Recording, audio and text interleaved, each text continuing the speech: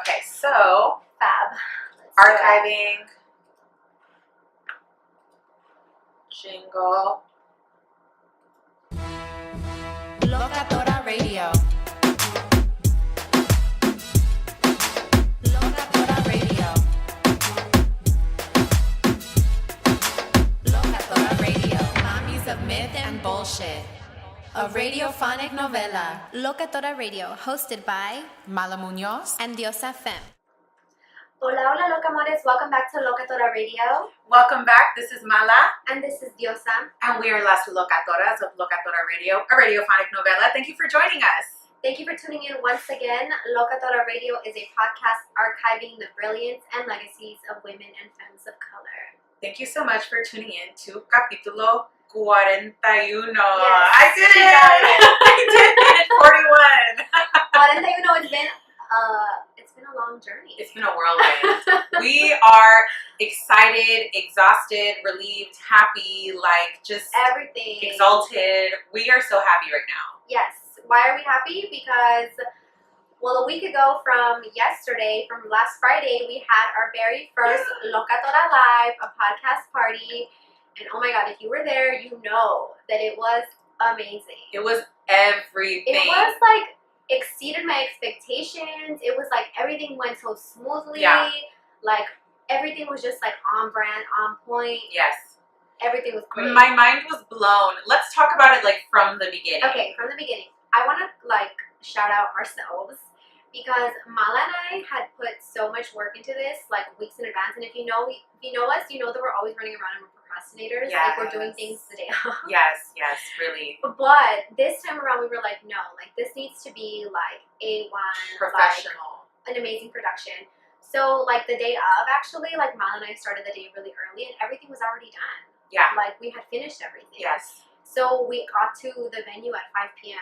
and like started setup. Yeah. And everything was just on schedule, and I'm like really proud of us for that. I'm really proud of us, and I'm really proud of like our team that worked with us. Yes. So we had like our squad of just like homegirls, our friends that we've known for years, that knew us before we did anything, that we grew up with. So like more specifically, like my sister was our stage manager. Yeah. And she helped to time the live show and make sure that like the DJ and us and the projector, the visuals, everything was lined up according to plan. She also like puts Mala in check. Yes. Which is hilarious for me to see because usually it's me. Tell them. So you witnessed my dynamic with my sister. It's so funny because Yvonne is the younger sister. By 11 months. By 11 months. Yeah. So not that much younger, but she's still the younger sister. And so to see like Mala just like Mala kind of spirals in a way, and not in like a bad way, but she has like so many ideas that she'll All like at go off on a once. thantent, and we'll have to bring her back. So Yeah. to see someone else do it and be like, okay, Mala, but we need to actually focus on this right now. Right. And it's like, oh, okay. Well, thank you, Yvonne, for being our stage manager. Yes. This makes my job a lot easier. Yes, Thank you yes. so much. I do. I like joke about it. I tweet about it, but I do need a handler. I do, because I have so many ideas. It's like, oh my God, I thought of something. Oh my God. Yeah. And like they tend to like be ideas that Yeah, work they work, but I'm like, Mala, we need to finish this first. One and then at a we can time. go there. one at a time. So to have someone else see it and be like, okay, girl, bring it back. We got to keep going with the rehearsal. We Yes. got to go. Yes. So Yvonne stage managed, and she did a perfect. Thank you, Yvonne. She did an My amazing sister. job. Thank you, Yvonne. She did a great job. My friend Monica, that I have known since the 8th grade, Mhm. she was our mistress of ceremonies, and she introduced us. She did an amazing job. And I love that part because what we did for our intro was we rewrote the Powerpuff Girls intro. And we're not going to share it because you need to go to the party, the next one. There will be more. Yes, If you want to see the live show, you need to come to the live show. Yeah. Basically. basically. So that was Monica. Who else was helping us? So my my best friend from high school, she's still a really good friend of mine, Nancy. She helped with the merchandise, and I was really happy because she actually helped with the merchandise at our 1-year anniversary. We had like a tiny little table, and we didn't really expect people to be buying stuff, and like she like was able to manage everything. So I like asked her if she could help us again, and she did a great job. She was also there at the merch table with Melissa, our friend, who Melissa. worked the door and worked the merch table. Yeah. Along with, We also had Lainey and Liz, my friends from college, my Tufts girls, my Jumbos. And then we had, obviously, DJ Sizzle, yes, who was like our house DJ, DJ Zuri, who also played and who brought the house down, and everybody loved the DJ so much. Like, our DJs fucking killed it. That party, like, everyone was on their feet dancing. We were taking shots. We were really partying. Like, we packed the place too. It was full. We had our Bye. We had our specialty cocktails, which were delicious. And so cute. They were so cute. We had little like glittery pink stirs. And if you ordered, like, there was La Diosa, La Mala, and La Mami, and the drinks were delicious. The bartender was amazing. We had our step and repeat. We had photos. Priscilla of La Junta took our photos. So all those nice photos that you saw on the Instagram, that was all Priscilla. So thank you so much. Yes. Everything was just like, wow. Our guests, Curly and Maya. Curly and Maya were amazing. They played with us on stage. It was so funny because we didn't necessarily prep them for what they were doing. When they got there, we told them what they were going to do, but they were like, oh, we thought we were going to be here for an interview. Yeah. So for, you know, we did tape the entire live show, so we are going to put it out later on Localandia on the YouTube, right? But basically, so that you get an idea, we did a live podcast, but it wasn't just an interview based like we usually do when we put out our audio on our iTunes and everything. Our idea was like, let's bring back like the friggin' like variety show. Like, let's do a mashup of like, that was our inspo. Vintage Share Variety Hour meets Sábado Gigante meets us, and make it like now. And it was super fun. And like, people got it. Like, our listeners and people in attendance, they came up to us afterwards. They were like, oh, so it's like a game show, like a variety show. We're like, yes. So it was really fun. It was exactly like a variety show. It was amazing.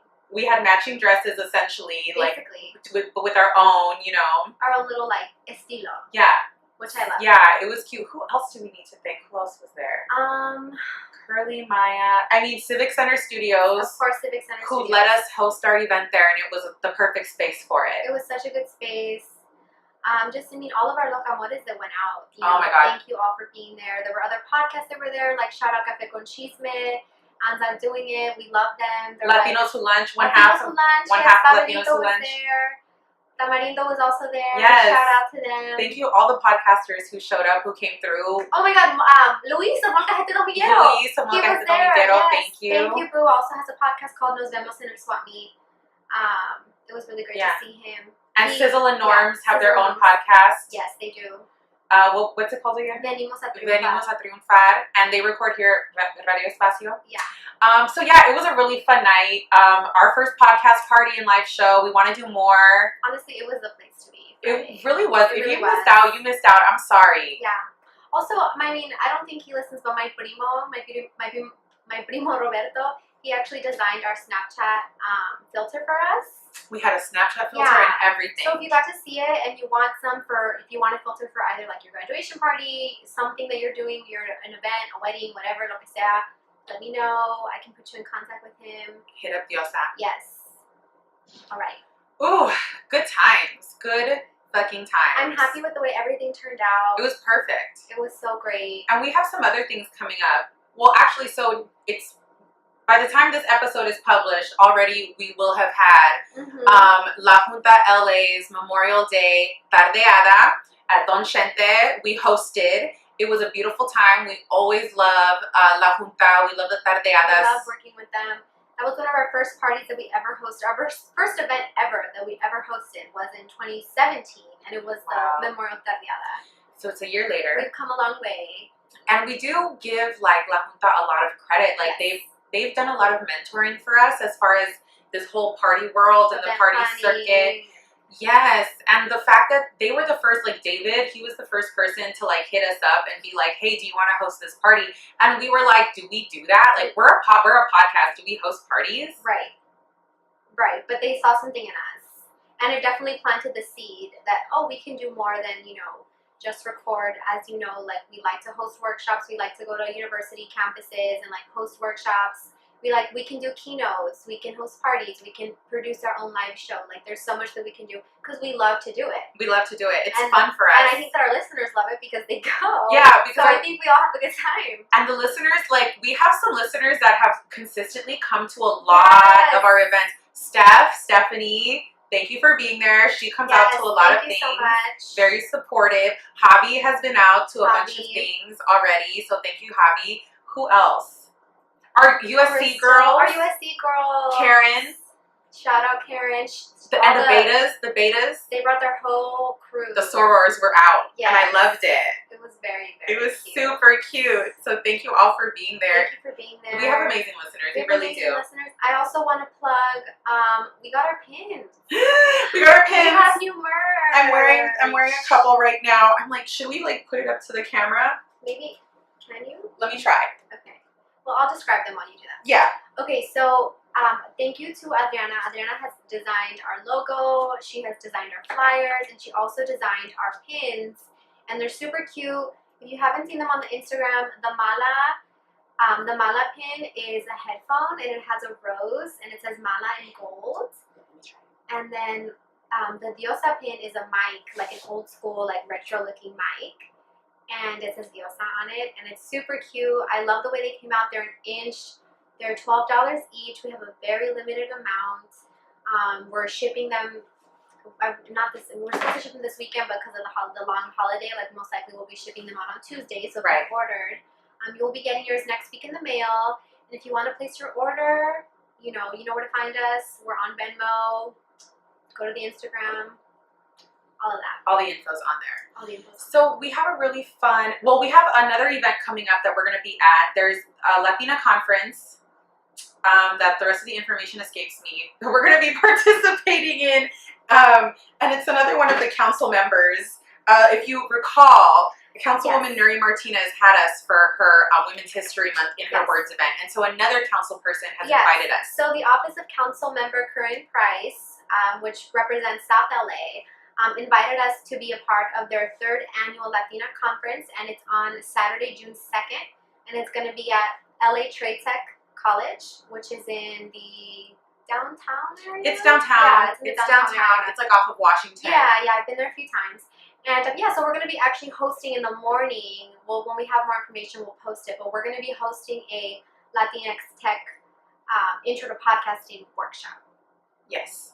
So if you're interested, or if you have students, because this is for Latinas, for Latina students. It's specific. It's like youths. The part that we're going to be a part of is youth centered, but of course it's open to like all constituents, all residents, all community members.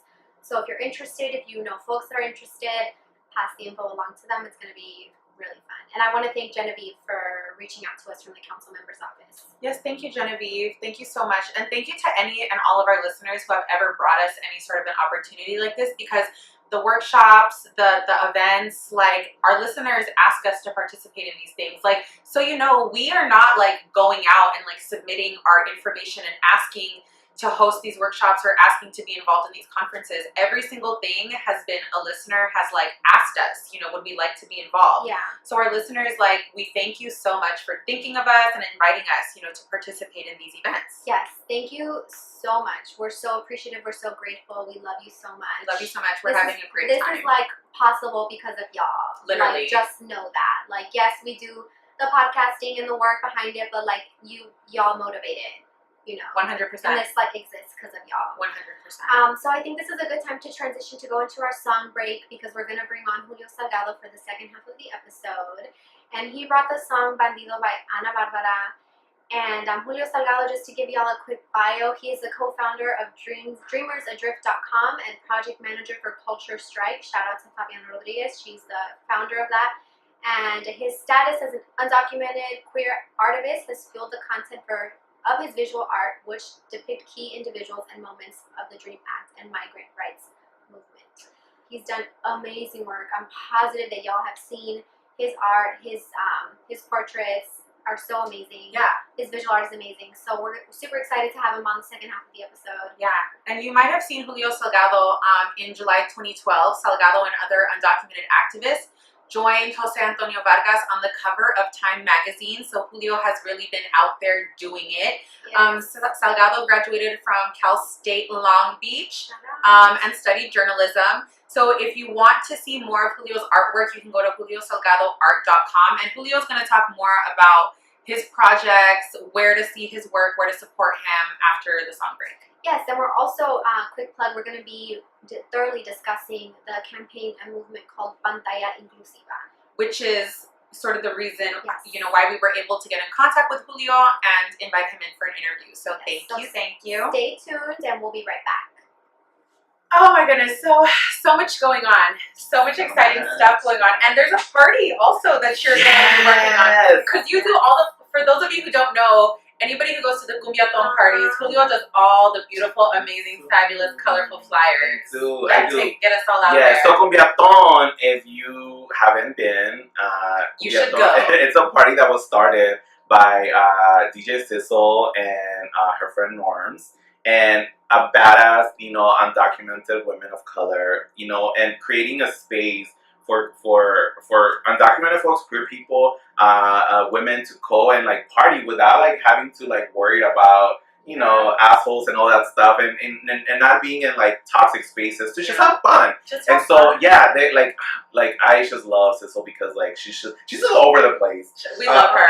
Yeah, and so we're coming. So actually I was living in the Bay Area when the party started. Okay. And I was looking from afar, and I was like, I want to be part of that. Like, I'm like, how can I help? So I came to Sissel, and I was like, girl, like, let me help you with the flyers. Like, I wanted, a lot of the stuff that I do is like very heavy political stuff. And what she's doing, in creating this space and just having fun, and because all the shit that we see on the news, like, we need to be able to like go to a space and just dance it up. Dance it up. Like, sweating off the trauma, honestly. You have to get rid of it. Yes. And so I was like, girl, how can I help? And so she was like, oh, well, like, so I do the flyers, and that's a lot of fun. And then also, there's another crew that does this space, it's called Scum Party. Scum. And it's by Rudy Blue. And he used to be part of the Maricon Collective. Shout out. Yes. And what I love about Scum is that I grew up as an alternative rock listening, no doubt, Metallica, that was me. That was like all the colors and the rainbow in my hair. I have those. Yeah, that was me. So they have this party called Scum. There was actually last night they had one. That's why I'm a little bit. I'm a little bit hungover. But at Club Chicos, they do this party, and so Scum and Cumbiaton is coming together, and we're gonna have a party, and it's one of the. Sissel was like, this is one of the parties that we're having because it's the 1 year celebration for Cumbiaton. Cumbiaton is gonna turn 1 year old, and so like, the first party June 15. Here at Boyle Heights at First Street Billards. It's right here on First Street, right in front of the Jim's Burgers.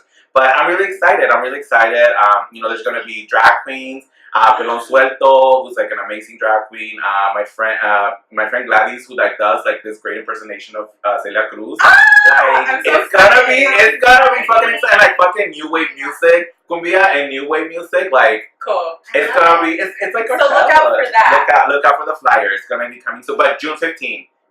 Mark your calendars. Come through. I think we're gonna have to go. We're gonna have to be there. Yes. Yes. That sounds like I love Cumbiaton. The Cumbiaton parties are a really good time. It's such a good time. And yeah, like I always think about how and again I tell Sis, I'm like, girl, you're making a space for people to like just come and have fun, and like I think those spaces are sacred. Like those spaces are necessary. And people might, it's just a party. Well, it's more than a party. It's more than a party. So much more than a party. Like if you're not a queer woman of color, a queer person, like you don't understand the party space and how it's a sanctuary for us in many ways. Yeah. We talk about the party as politic. Like here on the podcast, we love to party, we love to dance, and also like in the context because this is a survivor-centered podcast, taking back the night, taking back the bar, taking back the club, and I should be able to go out and have fun and get drunk with my friends and like not be in danger. Exactly. Yeah. And that's that. I appreciate Sissel for like handling and like fucking doing. I'm just like and this is again like. I've gotten hit up because people think that I'm behind Cumbiaton. Of course, the man. Well, and also like I automatically as a male like you must be in charge. You're the authority. You must be the one who's like no. First of all, I actually like came out and said like, how can I help? Cecile and Norms started this, and shout out to their podcast, Venimos a Triunfar. Yes, podcast, new podcast, and live broadcast, live radio. Journal entries, yes, Tuesdays here at Espacio. And so I'm like, girl, like Okay, so we went to go see Los Tigres del, not Los Tigres Norte, Bronco and Los Tiranos del Norte at the Staples Center. And I'm like, Cecil, I see you here. Yes. Like, fucking Cumbiaton, Staples Center. Like, I see it. I'm like, you need to be out there. Yes, because she curates. She curates her shows. She knows what she's doing. She's good at what she so does. intentional. Having worked with Sizzle for an actual Cumbiaton, like to see everything that she puts into her night, into like the taking care of her DJs, the vendors, her lineup, her schedule, everything. It's really cute. We love Sizzle. Keep doing what you're doing, girl. We love you. My husband. And speaking of having fun, what's dating like for Julio Salgado? You're on TV. Your work is on TV. You're here. You're there. You're traveling. She's like an extra for a little bit, and all of a sudden, well, we were talking about like, do you? Because I was So I, as a person of size, like I grew up very, like, kind of shy. Like I'm not like guys didn't really come to me, you know, and like, what's up? Like not yet. Not at that time. Well, I don't know. Like, whenever, and I'm talking about like, you know, when I used to go to gay clubs when I was like younger, in like WeHo, right? And there's a specific beauty standard within the gay community that like, I'm not a muscle guy. And so if you're Latino, you're like, have to look a certain way or you're not looked at. And so I like that shit like fuck with me. And so when I started like, you know, it's so weird to call them fans, like, you know, but people that support my work, you know, start hitting me up, and then there's like a conversation turns into like flirtatious, and I'm like, inevitably, it's like, are we flirting? Are we talking to each other? Like, are you talking to me because you think I'm cute, or are you talking to me because you admire the work? Like, it's weird. It's exactly. Like, would you talk to me? We were at a bar. You know who I was. Like, and again, it's like a very small. Like, it's not like I'm like walking down the street and people are like, Julio. It's not like that. No, but it happens. Yeah, it does happen. Yeah, and so and also there's that, and also like I also, you know, don't want to take advantage of that. Like, you know, there's people who take advantage. It's like a weird power dynamic. You know, I've mentioned it before where like I'll go to colleges. And, you know, like, young queer people, like, you know, they see you and they're like, oh my God, I see you. And there's something about that you're like, oh my God, I want to talk to you. But, like, you have to be able to, like, not take advantage of your power. And so, but there's that. And then there's, like, the weirdos who hit you up. We get weirdos. What is your experience? Like, do you date people that So we sort of have, we have a general rule of... You put me on the spot, like, I feel like, I'm like, how about you? I think we have a general rule about, like, not dating our listeners. Right. It's a good rule. It's a good rule. And, like, we were talking about before we started recording, we've had experiences of, like, people, we do get recognized when we're out in public. The women, mujeres, will come up to us and make it known that they recognize us and they'll talk to us. But if I've had the experience of like, I come home from something or there's an event and a couple days later or a couple weeks later, I get a random DM from a random ass dude who's like, oh, I saw you at X, Y, and Z place and you were wearing this and like definitely saw me. That was me, but I couldn't tell you who homeboy was. I have no idea. Don't do that. That type of stuff freaks me out because I'm like, I don't know who's looking at me and who knows too much about me or what at any given time. If I'm downtown and I'm on the east side, it does happen. I was in the metro the other day. What happened? I was in the metro. What happened? I was in the red line. I was coming home. And then I get home and I get a DM. And there's this guy, he sends me a picture of me waiting for the train. He was like, I know this is weird. I'm like, yeah, it's kind of weird. But I saw you at the 7th Street Metro Station. And he sent me a picture. And I was like, part of me was like freaked out. Part of me was like, oh my God, I am a stalker. Stop it. No, but he's a nice celebrity shit. Yeah, I know. It's weird. It was cute too. So I was like, see, but that's the thing is you never know. I know. You never that know. freaked me out a little bit. I'm not gonna deny, but yeah, it's weird.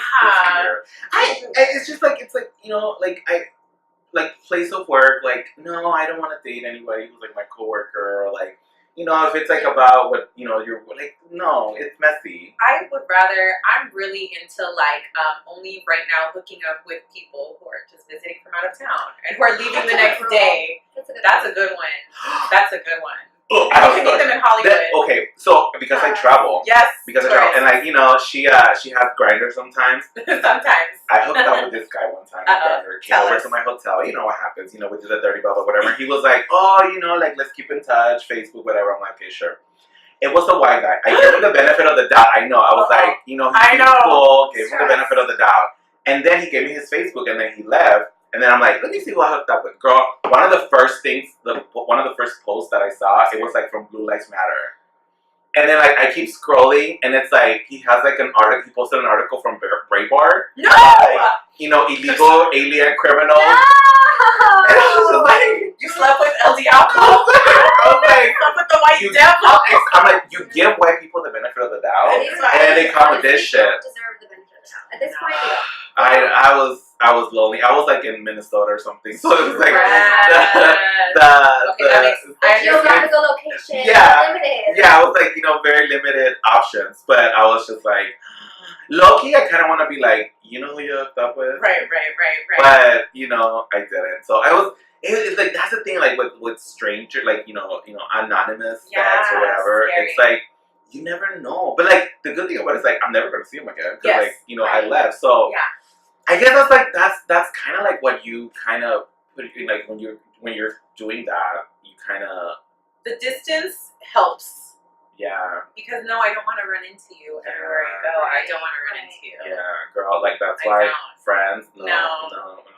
Like don't give me faces. Don't make faces at me. This I know all the secrets. She does know all the secrets. We all have that. I want to let it be known that if you are a man with a girlfriend or a fiance, let's talk about wife, that. and you are DMing Mala, I know about it. Number one, I know all about of it. you, So I all just of you fools. want it to be known. And listen, there's a I've number. seen the messages. We're not naming names today, but there's a number of like Latino men who are in the industry and in the world and who are creators who have their very public girlfriends all over their pages that be in everybody's DMs, responding to all the IG stories, DMs on Instagram, DMs on Twitter, sending Facebook friend requests. Homeboy. I know about it. Homeboys. And I'm shaming you. Don't do it. Yeah. You know what? The first time. Oh my gosh, I shouldn't even say it. No. Okay, so as a young gay man, like back in the day, before there was Grindr, before there was all that stuff, there was party lines. Did you ever call party lines? I know. So we're a little bit younger. A little younger. Just a little bit younger. She's 34, but she looks like she's not. Yeah. No, so I met this guy on a party line, and then we met up. I was 18. We met up at Union Station, and he picked me up he lived in the Valley. Uh-oh. And so he picked me up. We don't do the Valley anymore. We have a strict no Valley rule now. Same. Same. Story. Okay. But anyway, so he picks me up. He was like, let's go back to my place. And I was like, okay, let's go. So I go to his house, and I'm like looking up. There's like pictures of like him with like a lady and kids. And I'm like, are you married? He was like, oh, but it's fine. Married man. Listen, okay, look, and I understand sexuality, and he was Latino, and like, being queer, it's like a taboo. Although I'm hoping that things are changing, and like, the way that we see, especially if you're queer and people on the DL, like, I'm not shaming men on the DL. It's fucked up that you're like, doing this, but that's why I feel like open relationships are the way to go. Like, I try. Honestly open.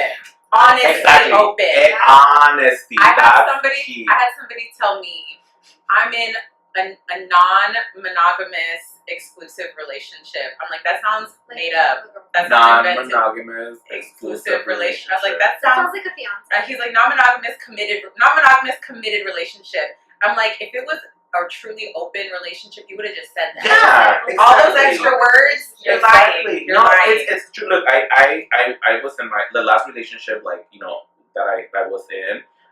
Amazing, good man. And, that was my first time into being in an open relationship. And part of me was like, oh my God, I'm going to be, like, jealous. I'm going to be, like, I met the guys that he was sleeping with. And, like, it was cool. Like, there was honesty.